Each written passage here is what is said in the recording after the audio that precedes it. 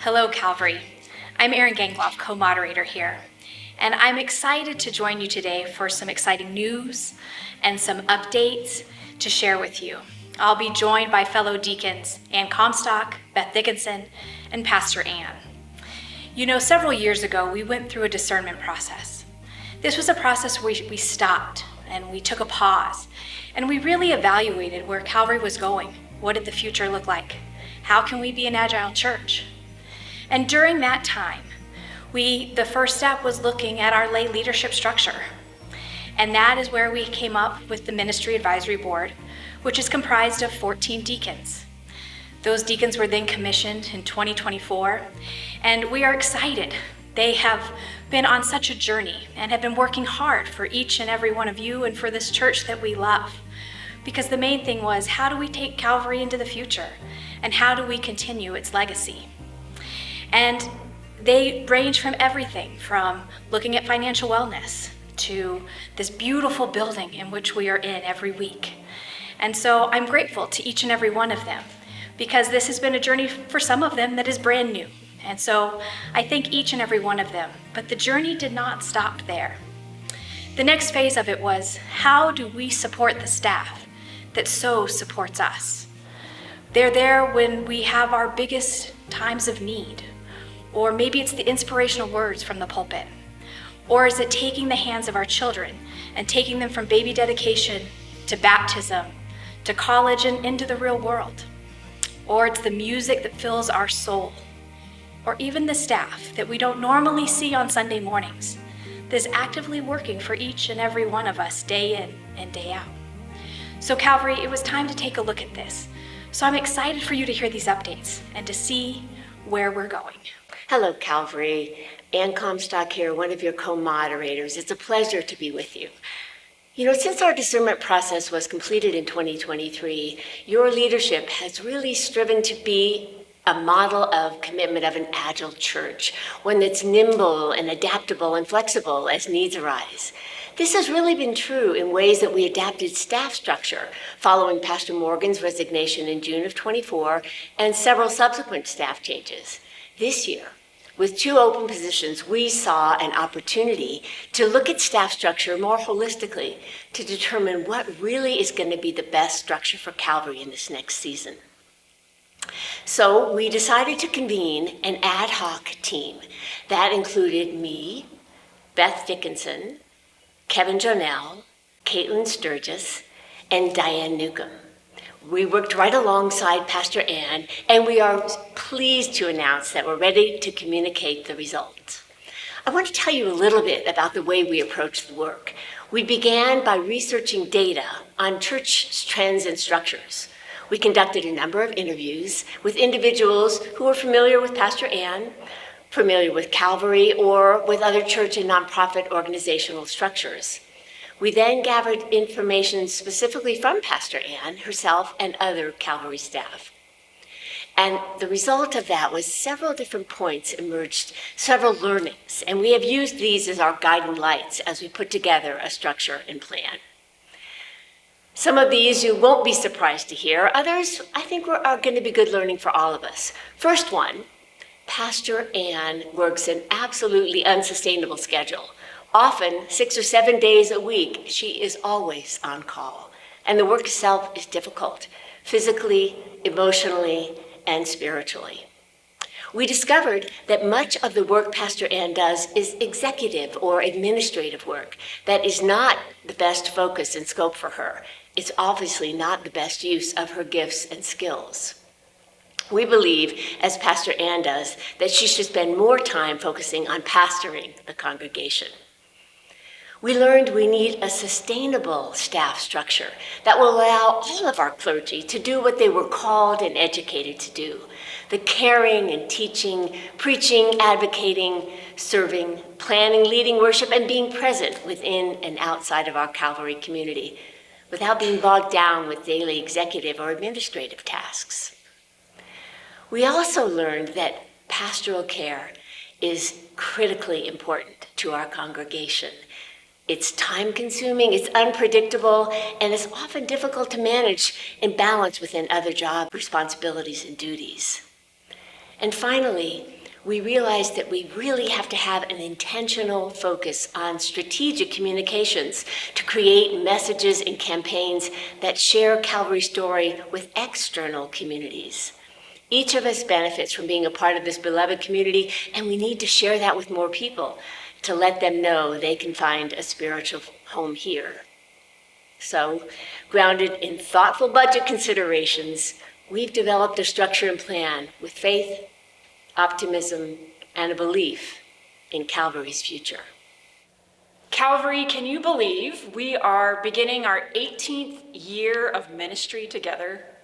I love our church. I love being your senior pastor. You've entrusted me with so much. My job is meaningful and varied. I'm also learning my limits as I mature in leadership, and I have a growing clarity about what I need to thrive and be well in this season of my life and ministry. About this time last year, Damon and I asked the Executive Board of Deacons to come to our home to have a heart-to-heart about my role and responsibilities. We needed a listening ear, a safe place to be honest and transparent, because we knew, and I had been feeling for a while, that I was at a tipping point. So around our dining table, Damon and I shared with these leaders who know and love us well that we love Calvary and we want to be at Calvary. And that for me to continue serving as your senior pastor, something needed to change. Really, two things: how I work and how much work I have. How I work is on me, and I'm actively engaged in changing my habits and practices, and I take responsibility for that change. How much work I have on my plate is on all of us, because it's related to the role and job description of the senior pastor and its vast areas of responsibility: vision and leadership, preaching, teaching, worship, pastoral care, stewardship, outreach, missions, advocacy, service, representing you in the community. Then there's this scope of executive leadership, of running a nonprofit, staff, HR, property, safety, finance, litigation. And just, being the signing authority for an institution requires knowledge about the stuff I'm signing. And I take it seriously because it's serious stuff. It is wonderful work. It's also weighty work, and it's too much. I can't keep doing it all. And I'm not burnt out. I'm not depressed. I haven't lost my call to ministry. I just can't keep up with this pace and intensity of work. Perhaps I could for a bit longer, but I choose not to, because I want to thrive in longevity of ministry.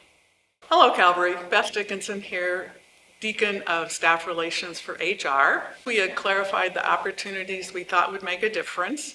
We looked at sources of funding from the 2025 budget, which included half of the prior office administrator role, pastor of visitation role.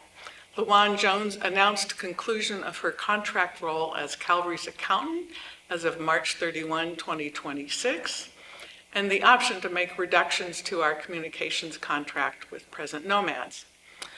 With the budget target in mind, we started looking at how we could re-envision our staff structure to address some of the needs we had identified. We knew early on that we wanted some kind of executive director role to take Pastor Ann out of the administrative loop as much as possible. Next, we identified the chaplain role and implemented it on an interim basis given the level of need right away.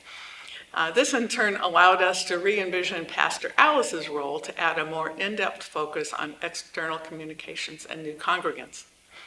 After that, there was still quite a few areas that we were considering doing lots of cutting and pasting and mixing and matching with job descriptions. We were continuing to mull over additional ways in which we could take additional responsibilities off of Pastor Ann's plate when Reverend Ian Cummins asked Pastor Ann if Calvary might have a part-time pastoral role available and whether we might be interested in partnering with him if so. And voila, the final pieces of our puzzle fell perfectly into place. Adding his part-time role really made the rest of the structure come together in a very positive and logical way. As Pastor Ann said, this is a Spirit-led opportunity at the right time, right place to make a real difference at Calvary. We are now very excited to present our resulting new staff structure to you for 2026. We have 3 new part-time positions, including Executive Director of Church Operations, which will require recruitment for 2026. Congregational Chaplain Reverend Brenda J.R. Goodman will fill that role. And a pastor, Reverend Ian Cummings, filling that role to support Pastor Ann in worship, preaching, and various ministry roles as assigned. These part-time roles give us so much more flexibility in terms of having staff available for multiple simultaneous needs or events, as well as 3 new people's diverse skills, experiences, and creativity to help move us forward in the work and mission of Calvary. On the organizational chart, you will see that Chad Lawrence, Manager of Facilities and Operations, and the accounting function will report to the new Executive Director of Church Operations. Worship and mission-related staff will continue to report to Pastor Ann. Pastor Alice will focus more on strategic and external communications and new members in addition to her other primary duties. When Damon and I shared with the executive board, we felt heard and supported immediately. They moved into action. And the fruits of their labor, these 3 part-time positions, all serve to remove portions of real, tangible work and responsibility from my plate and my day-to-day life.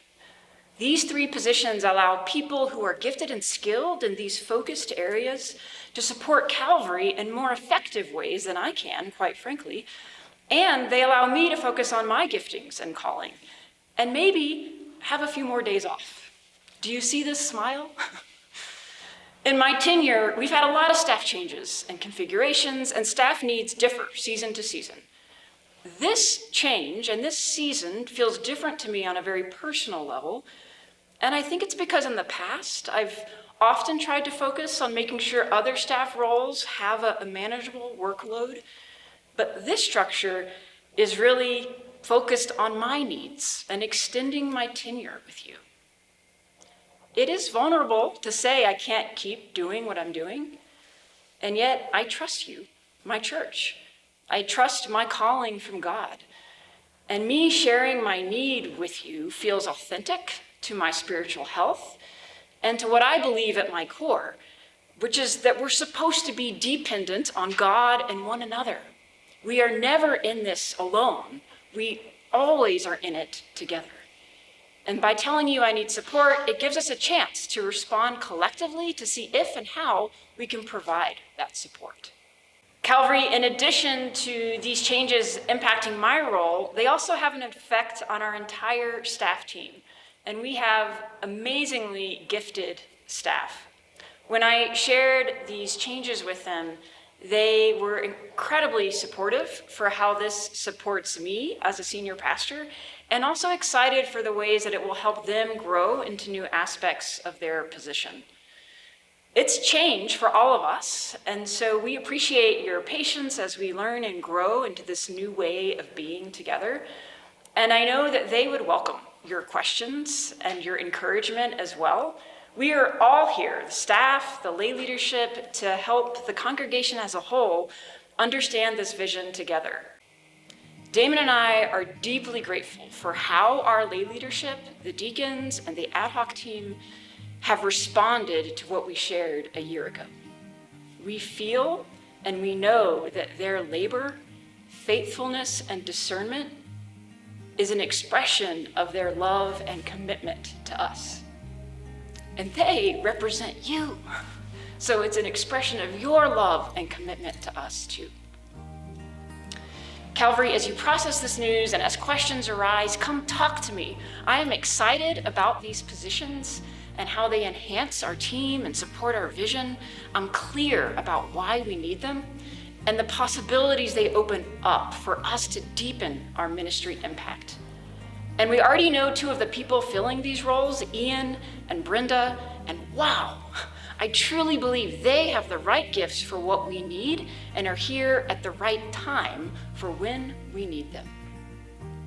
I also have a deep peace that comes from listening to my inner wisdom and your wisdom, Calvary. It is the Spirit's leading. And I trust that as I am a healthier leader, and as other people are given the opportunity to use their leadership gifts, we will all grow together in Christ and in community for years to come.